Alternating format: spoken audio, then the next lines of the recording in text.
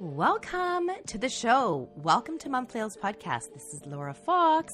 I'm so excited today. We have the incredible Carolyn Walters. She's a trademark agent and has been for 20 years. She's incredible. She's got trademark law and significant experience advising clients on registering, protecting, and managing trademarks in Canada, the US, and globally.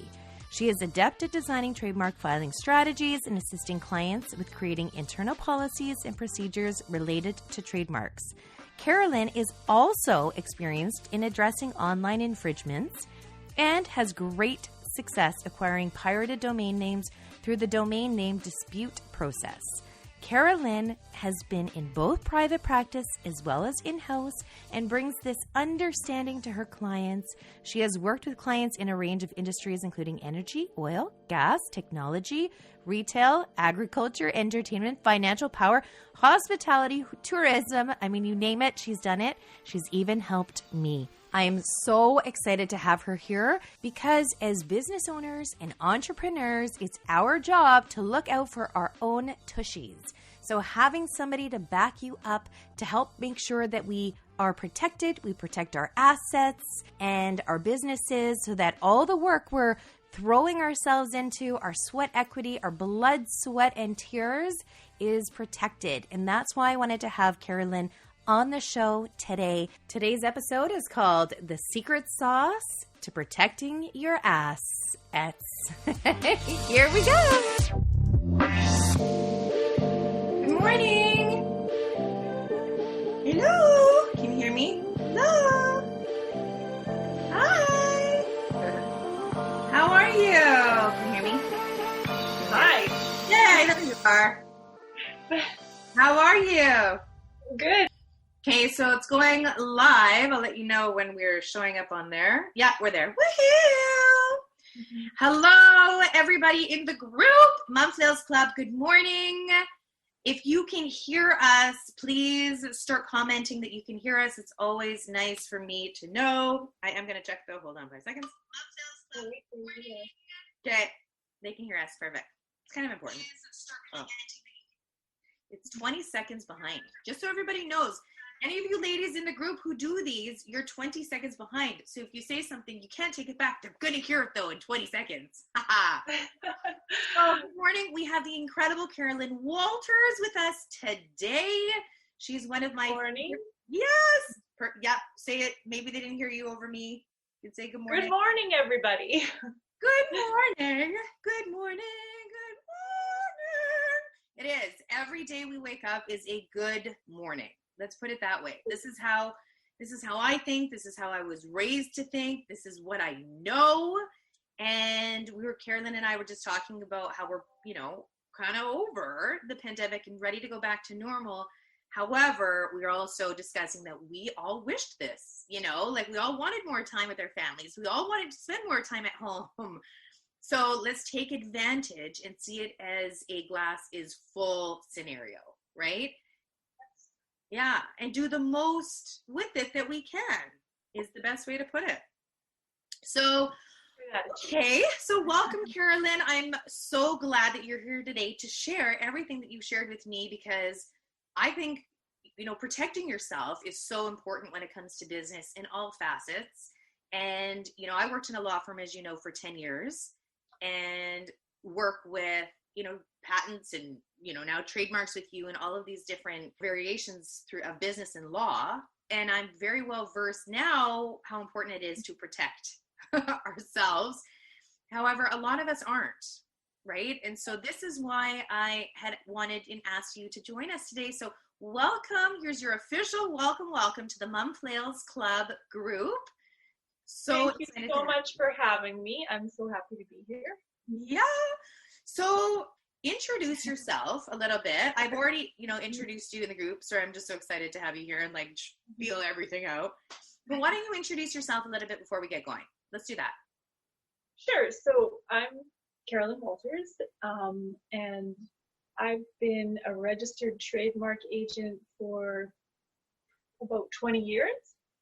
And so I've been helping clients register their trademarks and protect their trademarks, which is actually considered an asset for 20 years. So I was in-house for about 12 years. So I helped a big oil and gas company protect all of their retail and lubricant marks around the world. And then I've come back into a law firm setting, and now I help a bunch of different clients, which I really enjoy.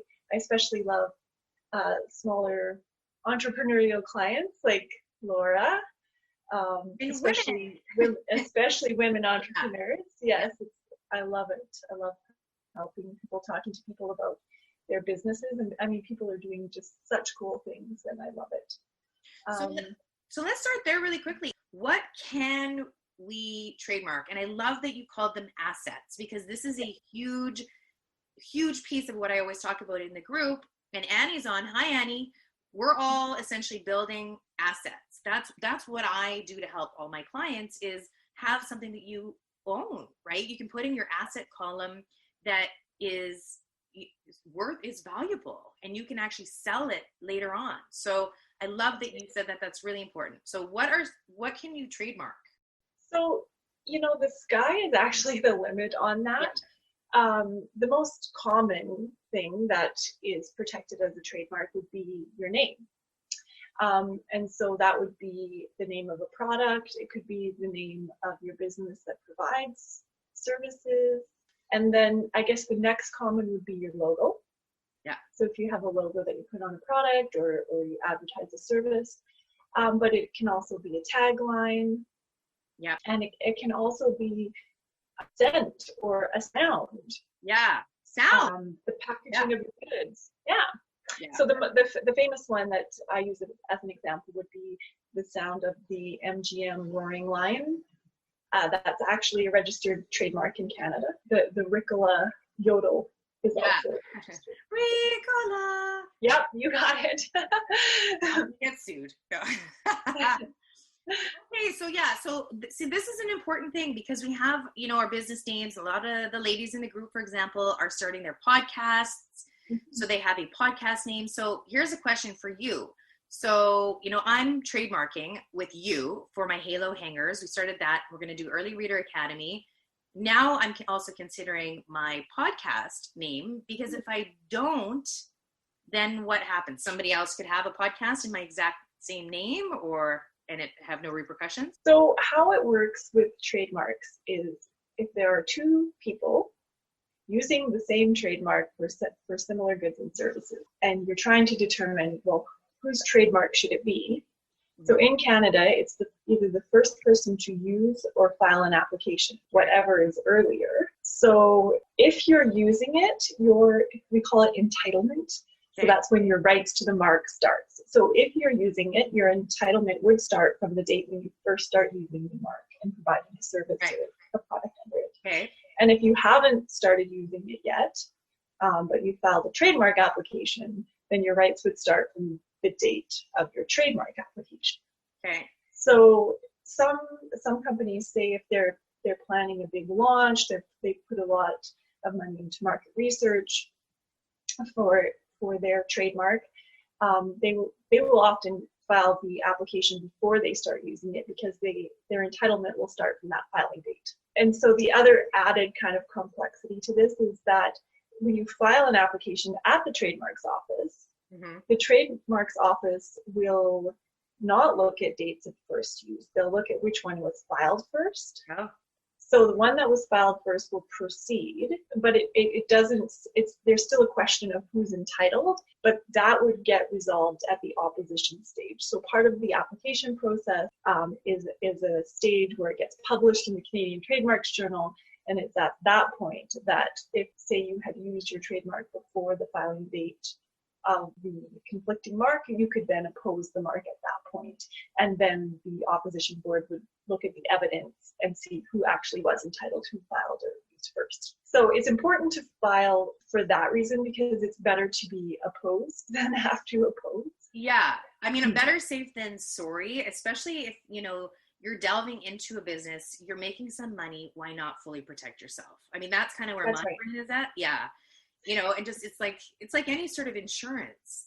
That's how I see, patents and patents are a horse of a different color, but like trademark and, copyrights, those types of things, it is so important to protect your tushy. So, and the important piece we're missing here is before filing or using, it's important to make sure it's available. Yeah. Because you can pour a lot of money into your trademark and then later find it's not available. And you don't want to find out it's not available through the application process because there's a big backlog. So it can take up to 2 years to find out that you're actually not going to get the trademark. Crazy. So it's good to clear it first. Yeah. And so we've taught, I've done some trainings. And so Carolyn, you can confirm, essentially, I let the ladies know, go to the USPTO site, to go to Google, do searches, see if domains are available. Oftentimes, if they are, then you're in luck, but make sure to officially go and see if it is a registered trademark. Yes, and it's good to get a trademark agent or, somebody that's experienced in searching to do the search on the register, just because it doesn't have to be identical to be a problem. It just has to be what's called confusingly similar, which could just mean similar in some way. That's good to know, because I have corporations. So I did formal searches too for my business name. So I've always done that. So that's a good point. And with corporate names, sometimes you can just add another element to it and they'll allow you to register it if there's another one on there. Whereas with a trademark, if it's still considered similar, confusingly similar, like the sound, appearance, the idea suggested, right, and the goods and services are similar, you may still have difficulty. Yeah, that makes sense. Okay, so let's put it this way. There's a lot of us business owners who are like, I'm just going to do it myself, because that's something that I thought I was going to. That's who I am as a person, oftentimes. Yeah. I've come to learn, there are certain things I'm good at, certain things I'm just not. And it's, easier to delegate that out. So just so everybody knows who's watching, I went to just making sure we're still alive, because on my computer it looks frozen, but on my phone, we're moving and grooving. So I personally was like, I can do this thing. I can go to the USPTO site and fill out forms and file my own. Anyway, it is so overwhelming. There's so much to do.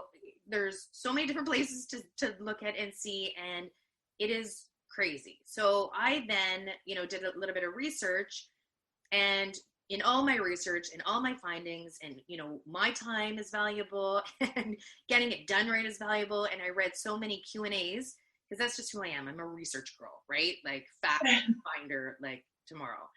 And so I read all of these things about how people, either did it themselves and then, got rejected, right? So you have to spend all that time, then you put it in, then it gets rejected, then you have to hire somebody anyway. And now you spent additional money that you would have, it's just easier getting done right from the beginning. Yeah. And it's not just filling out the form. It's good to talk it out, because even just a limited budget, and say you have a logo, you have a business name, you might have a tagline, or it's good to talk it out and figure out, okay, what's my budget, and then prioritizing, and also, just because someone doesn't have the same trademark, there may be other reasons why your trademark is not registerable. And so it's good to talk it out with the trademark agent, just to decide, okay, I probably won't get registration for this mark because the trademarks office won't accept it.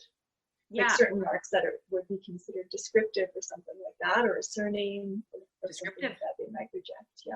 Yep. That's something that I learned, because I was going to name my hangers, as you know, I was going to name them hoodie hangers, but I'm not allowed to, because it's a descriptive name, right? It describes the product. That's right. Yeah. So I made it halo hoodie hangers, or halo hangers essentially, but it is so neat. And then there's so many different pieces of, the logo. If you wanted to disclose a little bit about this, you can grab just the halo, you can grab just the top name, the halo, you can grab the whole thing. So if you want to talk about that. So it's your entire plan. So you got to take into account your future plans too. So if you're going to want to use the logo other places, or a part of the logo other places, maybe you could separate that part out, and then it's more versatile. Because another thing that businesses should know is that you have to use your trademark as registered. Exactly. Exactly the way you register it. Yes. Yeah. So if you want that versatility, it's important to to file it in a certain way so that you have that Yeah. ability to use it. Yeah, Carolyn, that was really, really important information that you gave me on that, because you and I, we decided to do the halo name with the halo and the wings, but not include the hoodie hangers. Right? So everybody, so on all my packaging, for example, so if I, create different hangers and they don't have the halo, or sorry, they're not for hoodies specifically, I can just have the halo with the wings and it just say hangers and remove hoodie and still be protected. Yes. Yeah. Exactly. Yeah. So we did, and I agree with you. I mean, I had no idea about any of that. It was nice being able to have an expert discussion about the future of the business, right? Yes. So that's why, it's important to take into account all those considerations for sure. And even just describing your goods and services in the application, they have to be classified according to the International Classification System. And then sometimes, especially with services, it can kind of be a little bit tricky to know exactly what service are we providing. And when people file it on their own, they tend to put in almost like a marketing advertising blurb, like trying to promote their product in the application, and that's not correct. I read about that. Yeah. And it's true. And there's, like I said, I went in and I was just I spent hours and hours and hours. If you guys go to the USPTO site, it is very overwhelming. It's like this one place with a billion categories and it sends you over to this other place and you're looking and it's just not even. The USPTO is its own beast. It's very complicated, and the US has the most complicated trademark registration system in the world. They require you to file specimens of use and declarations of use, and if you make a false declaration, it says you could be prosecuted, and they take it very seriously. Yeah. I mean, the whole thing is just absolutely crazy. So that's actually a good segue, because I'm filing for my trademark with you. We filed already in Canada, and we're going to do it in the United States too, right? So we're going to do both. And so you can talk about that timeline if you'd like. Sure. So Canada and the US and many other countries in the world are part of what's called the Paris Convention. And what the Paris Convention does is it allows you to file your application in your home country, which is in this case Canada, and then if you file substantially the same application in a foreign country that's a member of the convention, including the US, within 6 months, then you will get priority back to your Canadian filing date. And so if you recall, we were talking about if two people are using the same trademark, who's entitled to it. It's the person who either used or filed an application first. So that the priority filing date is important because it basically makes your filing date in the US the same as your Canadian filing date. So it kind of backdates it and gives you priority, an earlier entitlement. Yeah, that's really important to know because you don't. Yeah, and it allows you to defer the cost of filing in the US for up to 6 months too. So it's good budget-wise too. Yeah. That's what Carolyn said that to me. I was like, that's nice. Just make sure it's filed there. It's so important. But it's nice to know you can file in Canada first. However, it does take. So how long does it take to actually get it registered? It officially go through? You said 2 years? Yeah. So in Canada, it's taking longer than 2 years right now. They're not even getting examined for 2 years. But the Trademarks Office has hired a whole bunch of new examiners, and they say it's going to speed up. I haven't seen it yet, but we'll give it some time. Yeah. And then in the US, it does take under a year. The only problem is that if you base your US application on your Canadian application, you have to wait for your Canadian one to register before your US one will. So it holds up your US application as well. Even though the US one could technically be approved sooner. Yes. If you are actually selling so say with halo hangers, if you're actually selling your product in the US, you could drop that basis and then have it register sooner, and you still can retain your priority filing date. So that's an option to get it registered quicker. We'll figure that part out. Especially a lot of people are trying to get or small businesses want to get on the Amazon brand registry, and you need a registered trademark to get on there. So that the US is a way to get a registration quicker if you're actually selling, and to get on the brand registry quicker. And that's a big benefit, huge benefit of trademarking your name, right? Especially if you have a product that you're selling. Yes. So if you want to expand a little bit about that, know what it is. About the brand registry. So Amazon has this brand registry that allows brand owners to register their trademarks. And it just gives them an easier way of getting rid of kind of people that unauthorized sale of their products on Amazon. Yeah, right? So nobody else can go on and pretend to sell my product. That's right. In my name. They can't anyways, but they can, but you would have to take steps to enforce. And so the brand registry is just an easier way to enforce on that particular platform. You've got to back up. That's how I see it, right? Something goes sideways and you don't have a patent, you don't have a registered trademark, you don't have insurance. So something happens where somebody wants to take your stuff, it's kind of like, too bad. And so for me, if you care about your business, you're building it enough to, that it's your family, it's something that you really care about and you're investing in yourself, you want to invest in protecting your assets, your name, your logo, right? So, and all of these things Carolyn can talk to you about. So Annie wrote asking, how do you find a trademark agent? Well, I've got one right in front of you, but if you wanted to ask. There's one right here. Yeah. But there's actually a list on the Canadian Intellectual Property Office website as well. And it's divided up by province, and so you can search for registered on there.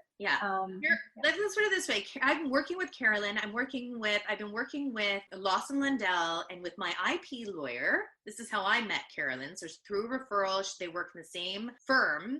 And Carolyn has been nothing but incredible. She's like now a friend of mine, which is obviously incredible. Yeah. Well, I mean, the thing is, it's like heart-centered women, right? Who want to help one another. And let's put it this way, Annie, in terms, because I did my research and I did contact other firms and knowledge, experience, like these are things that are so important.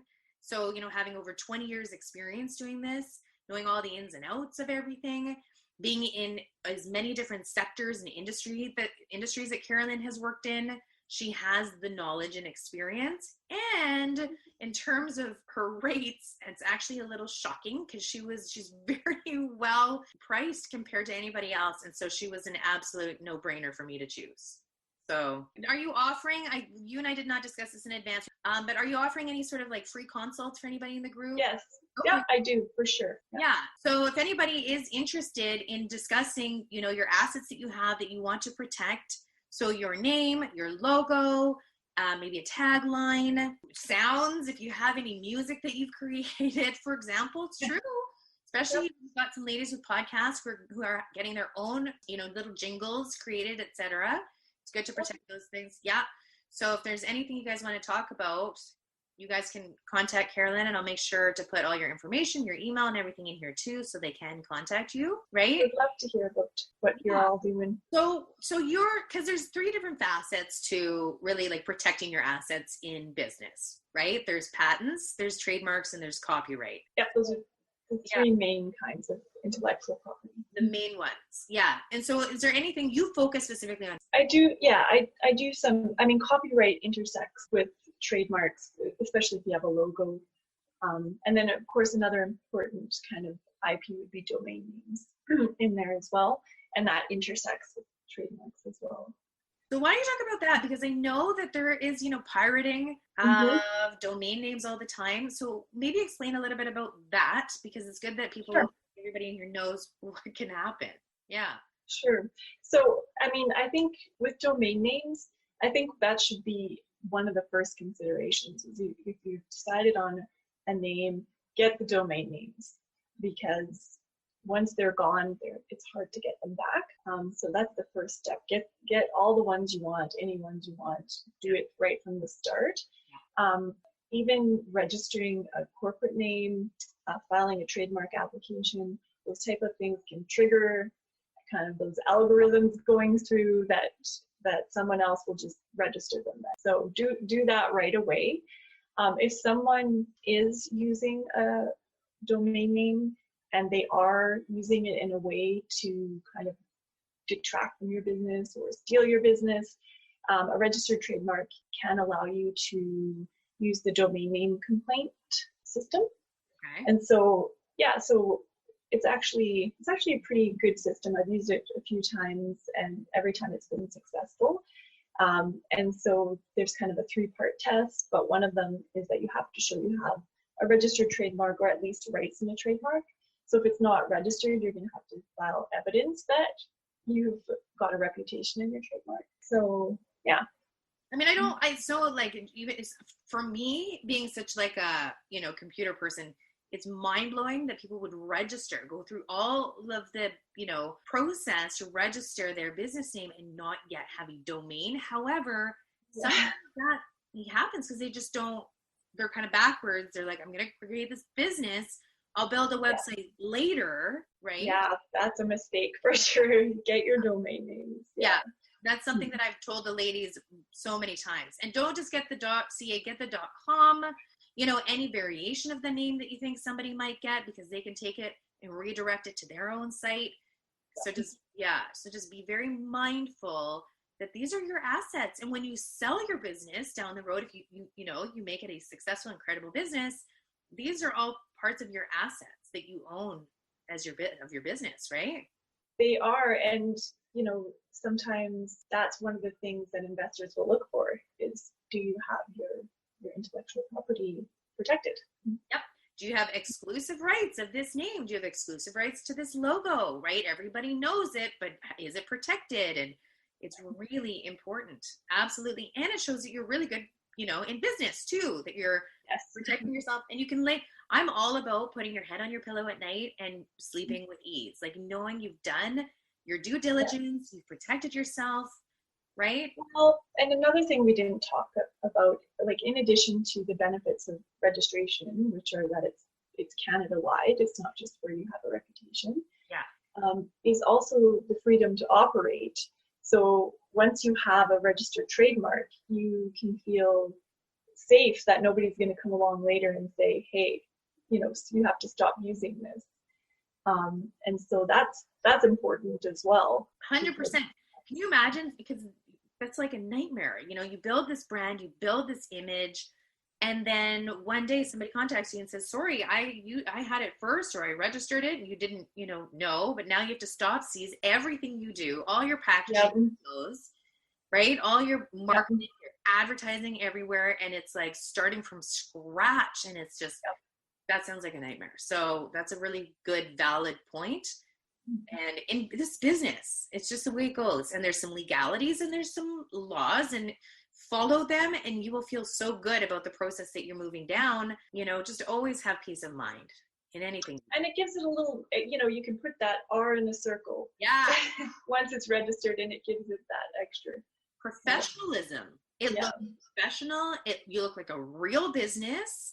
Right? You can put yourself in that value column, right? You're not just a commodity. You can charge more. You'll make your money back from, all of your investments anyway, because now you're registered and you're seen as a real business. So that's actually a good point. You can put a TM anytime, right? The TM mark. You can. A TM indicates that it's a trademark. And so like we talked about, you can get trademark rights through use and through registration. So you can use the TM anytime. Yeah. And then once it's registered, you can use the R. Yes. So once it's officially registered, then you can use the R. Yeah. It's not just filed, but registered. Yeah. Yeah, it's registered. Man, I like that. It's going to be, because I use the TM right now, on everything, but I look forward to using the R. It sounds, it's like. And if you're going global, sometimes it's safer to just use the TM, because if you're not going to change your labels, depending on where you're sending it, then it's safer to use the TM, because in some countries there are penalties, or even in some countries jail time, they say. I don't think it's actually enforced, but for using an R symbol when it's not actually registered. Yeah, just don't use it unless you get your paperwork saying that it's registered. Yes. Yeah. Period. It's that simple, right? When Carolyn writes you an email and says you are officially registered, now you may use the emblem, then use it. Until then, use the TM. And everybody, all of you that are watching this, you can all use the TM on all your logos, all your names, everything right now. And you should. Yeah, and you should. Yeah. There's nothing stopping you. Because if anything, I think, somebody who's not as well versed in it might see that and it, defer them from wanting to use it, right? Because it's You're putting them on notice that this is your trademark. This is my trademark. And then also that maybe you've already registered. And so, it'll kind of steer them in a different direction anyway. Yeah. So what is your offering and how can people contact you? I will offer a free consult. So, just to discuss what's, talk about your trademark, and I will offer a free knockout. So it's not an availability search, but I will look on the register and see if there's anything that's identical. Oh, that's nice. She's going to do a little formal search for you guys. Yeah. Perfect. And then, That's nice. And then it just gives you a better idea of where you're at and what your next steps would be, even if you're not ready right now, just to kind of give you an idea of how to proceed.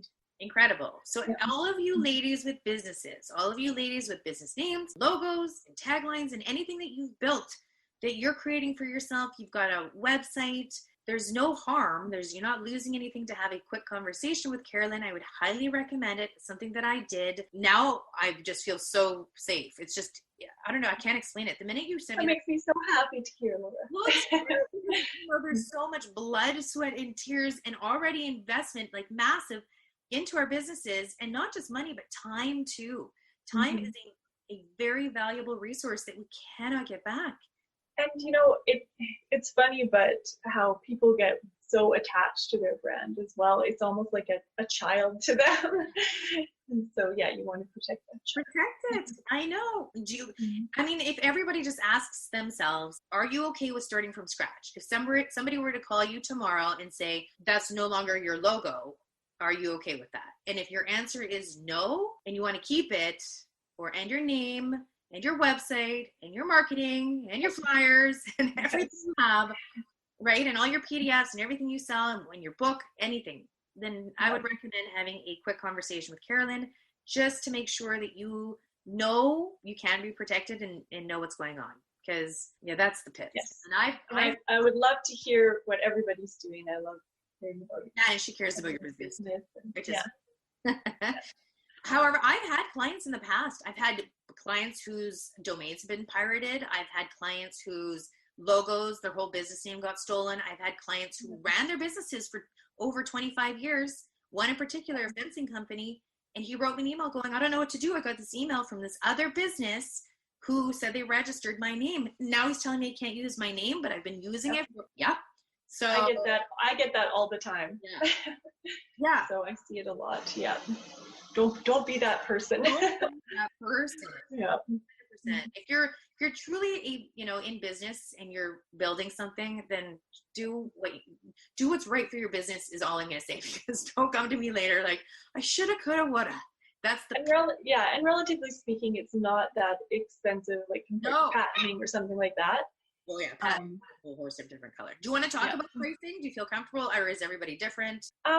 Well, part of the fee is based on the number of classes. So I had mentioned that you have to classify the goods and services according to needs.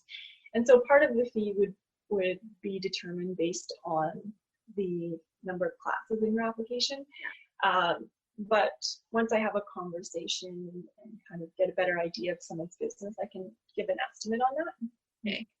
That makes sense. Just know, everybody, that I always put people in front of you who will offer you the best service at the best rate for their value, right? Because there are people out there who will, and I've seen it, and I've read about it and I've experienced it. Like, this isn't the first time. You're not my first trademark agent. I've had other ones. And I had somebody take the name of a business. I had invented these gloves. Did I tell you this? I don't think I did. I don't know. I had invented these gloves, these baby gloves, because Raiden, when at night she would sleep, and her hands would be freezing cold. So I put little glovies on her mittens. Yep. And then in the morning, from her having her hands in her mouth, they'd be drenched. Oh. Right? And so her hands, and so I was like, this is a great idea. So I invented these these gummy gloves, essentially, that at night you put them on your baby, and inside is nice and warm, and on the outside they can, you know, gnaw on them or whatever, but it doesn't get through to their skin. That's a great idea. Thank you. Right? And so I took it. It exists. In the long story short. So I went and I saw well, kinda. It's the same sort of idea. And gummy glove or something was what But I went and saw a trademark lawyer or an IP lawyer and re-trademarked. He trademarked the name. Okay, so I told him the name. He trademarked the name and spent my money, like a lot, like over $3,000 just on the name before doing a formal search to see if it already existed. This is no joke. And I'm not going to say his name because I never throw anybody under the bus. However, it was outrageous because when he came back, like, what do I need the name for? If the product already exists and I can't even invent the thing. So I am the proud owner of but the name that I chose, I don't even remember anymore because this was like that's 7 years ago or something. Crazy, right? So in saying that, be very mindful of who you are working with, who you're speaking to. Yes. You know, have accreditations. If you can go with a lawyer or an agent or your IP lawyer, whoever you're going to go with ever, and you know that it is a valid referral from somebody who is currently working with that person, and it's not just Carolyn that I'm talking about right now, you guys, I'm talking about everything just across the board, having worked in the legal, like, you know, in a legal firm for 10 years and having seen it all, as well as a lot of clients who are lawyers, just be very mindful that whoever you're working with, that they are of upstanding stature. It's true, because anyone can sound, you know, they can make themselves sound good, but just, you know, just have a look at their experience and don't be afraid to ask questions. Make sure they're a registered trademark agent, because you're not allowed to act in front of the trademark's office unless you are a registered trademark agent. Same as with patents, you have to be a registered patent agent to act before the patent office. So I mean, just Carolyn saying that the first thing she'll do for you guys at no cost is a search. It's like, for me, I'm like, and I would always do a knockout, because I don't want to, once you file it, it's a sunk cost, you can't get it back. And if there's something obvious out there, you know, obviously you don't want to file, you don't want to waste your money. So it's good to just do that check. If there's something obvious there, then, I mean, it may be disappointing, but it's good to know now and go back to the drawing board. Yeah. So everybody definitely, you know, if you've got businesses, just be very mindful. Carolyn Walters, it's your girl. So jot down her information for her, have a conversation with her. If you have a business now and you're just wondering what, if any, part of your business would be of value to trademark, right? It doesn't mean you have to jump into it today or tomorrow, but just having that. I'm happy to talk to you whatever stage you're at.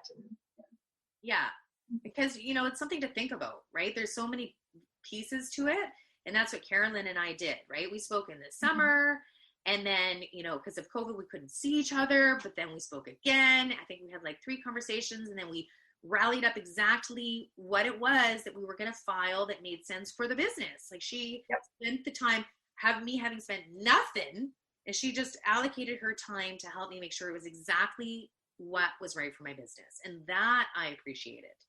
You are an incredible super trooper. Well, I appreciate you. You're incredible. Is there anything more that you want to add to the conversation that everybody should know? I think we've covered a lot, actually. If anyone has questions, I'm happy to answer. Yeah, does anybody have any questions? It looks like Annie. She says she's written down your name for future. She's interested, and everybody, and there's 5 people watching now, but everybody else, is there anybody who have any questions? Everybody, you know, ends up coming on. I'll leave the replay in there. And so if they do, I'll put your contact information. They can contact you. However, it's just nice to have you. And Carolyn's part of the group. She's in the Mom Sales Club group. You're just incredible. And you're a wonderful woman. You know what, though? The fact that you care about other women, and this is where I'm at right now, is working with other incredible women who have the same values, right? Who are supportive and kind, who you put our interests first versus your own. And that's, you know, that matters. I've met so many amazing women through my work, and it's just, I love it. Yeah. And I love the spirit of, you know, the community, and I love supporting other women. And yeah. And that's what this is about, this whole group, and that is about this. And so, yeah, I just love that you were here today and you shared your incredible knowledge and you spent all this time with us, and we appreciate you so much, so much. Thank you. Yeah. So if anybody has any questions, reach out to Carolyn anytime. I'm going to put her contact information in. She is in the group, so you can also send her in Messenger a message too, or send her an email, of course. And if you have any further questions, otherwise, thanks, Lovey, for being here. Oh, it was my pleasure. Thank you for having me. You're the best. And thanks to everybody who watched. Yeah, we hope you all got value from today and learned that it's important to protect yourself, your assets, and your business. Period. We'll talk to you soon. Thanks, honey. I appreciate it. To contact Carolyn, you can find her on Facebook, Carolyn Walters. You can also sign up mumflails.com. We'll send you an email, respond back, asking for her info, and we will personally introduce you to Carolyn. Thank you so much for joining the show today. If you have any questions, you need anything, reach out anytime. I'm Laura Fox, Mumflails Podcast. I hope you got value today. Go and protect your assets. Have a great day. Toodaloo. I have a dream, and that dream is for all of us to connect. I miss connecting with people, and I am inspired by you. Go inspire somebody too. I'm not going to ask you to subscribe because you know whether or not you want to do that on your own. And if you miss me, then I'll talk to you again.